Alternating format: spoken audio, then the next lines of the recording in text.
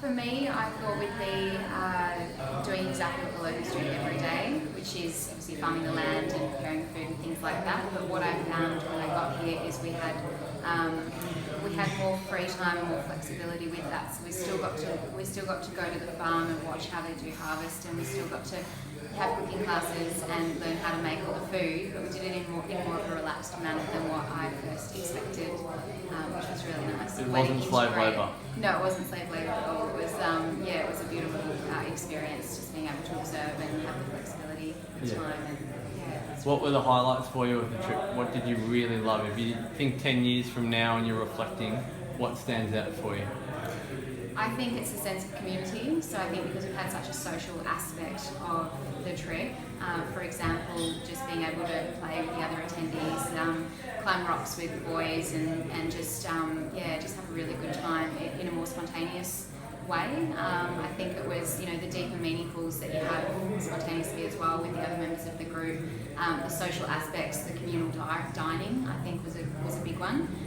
Just really engaging and being present with people both here and the locals and the attendees and things like that, and just being really present to their conversations and staying away from the computers, staying away from the phones and the internet and the outside world basically, and just really being present with everybody here.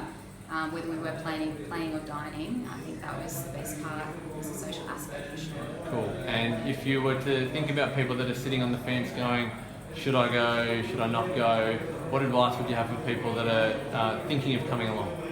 If you're thinking about it, I'd say just do it, because you can know all the theory in the world, you can listen to anything that you like, but unless you're here experiencing it, it really is, you're not sure, I guess, how to integrate it until you've experienced, like what we've done here for the last 10 days, we've really immersed ourselves in the experience. So we've lived on their time, we've eaten their food, we've chatted to them, we've experienced what they do every day, and I think if you don't do that for 10 or so days, it's really hard to sort of grasp the differences. There's little differences between here and what I like to call the outside world. It feels like we're very isolated. It's the little things, like their concept of time is so foreign to me, because I'm always go and busy in Melbourne.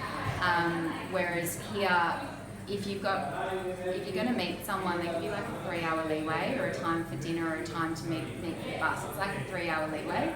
So it's like, we'll go to the beach and we'll pick you up at 1, 2, 3, maybe 4 o'clock. We'll eat dinner at 6, 7, maybe 9 o'clock. That's the Korean way, and it was so, I guess, such a foreign concept for me and probably other members of the group as well, just always being so rushed and on time in Melbourne. To have that flexibility and freedom of time, like I haven't seen anyone here wear a watch in the 10 days, and we haven't needed to. We don't wake up with alarms, we kind of gather around for breakfast, every meal kind of goes for 2 or so hours, just by the time we have a good chat to everybody.